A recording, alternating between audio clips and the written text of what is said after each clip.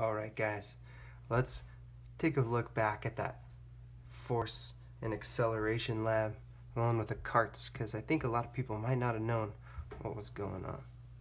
So we're trying to figure out, how does force affect acceleration?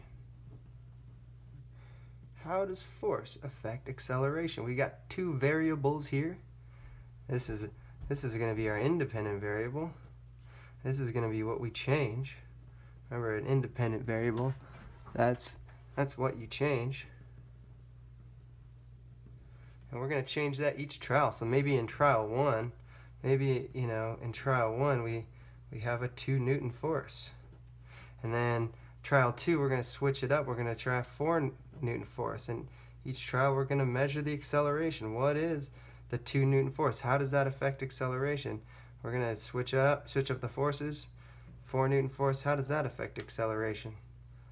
Try a 6 Newton force out. How does that affect acceleration? That's our independent variable. That's what we change each trial.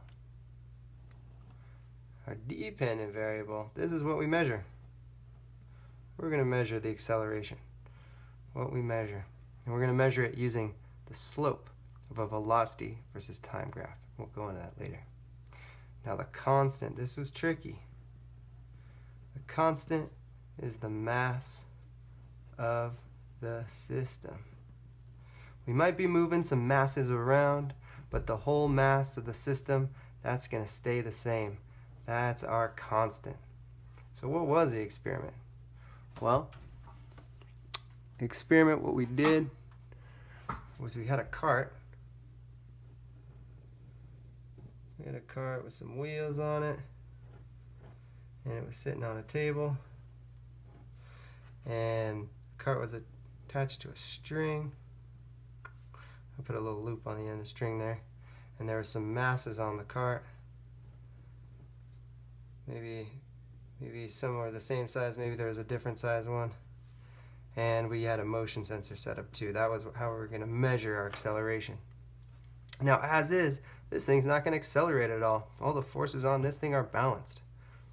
But what if we took a mass, we use a different color here, and we moved it. We moved it over here. We moved it to the end of the string. Well, now what you got? You have the force due to gravity now pointing down in the downward direction, and there's no normal force, nothing balancing that out. This system, this whole system here, it's going to start to accelerate. It's going to move, and we're going to measure that. And maybe we measure it. It's going to be, I don't know, 0.1 meters per second.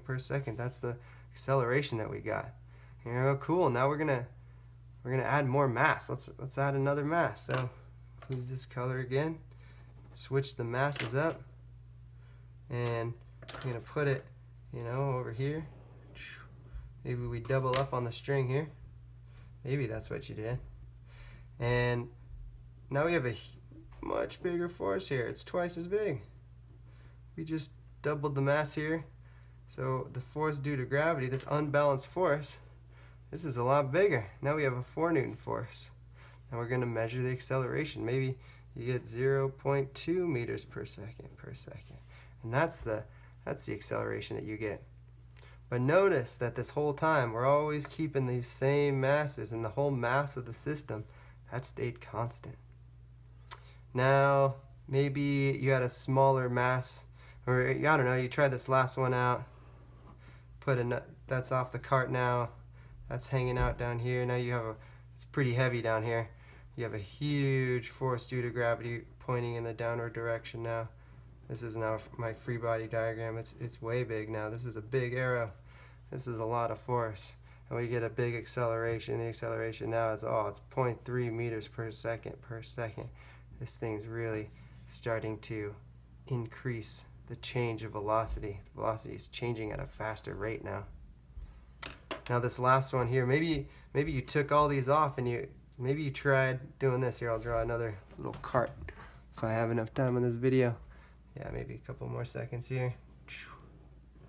You had maybe you put all those three back on there, and you tried that little one there. You put the little one on this guy, and you measured the acceleration with the motion sensor. And maybe that this force right here, that was a really tiny force. That was just 1 Newton. That was just a 1 Newton force right there. And we figured out, oh man, maybe that was only, I don't know, 0.05 meters per second. So anyways, this whole time, we've always kept the mass of the whole system constant. We've changed the force. We've changed the force, and we measured the acceleration. That was the basic gist of this lab. And maybe I'll ask you some questions about what you just saw in this video.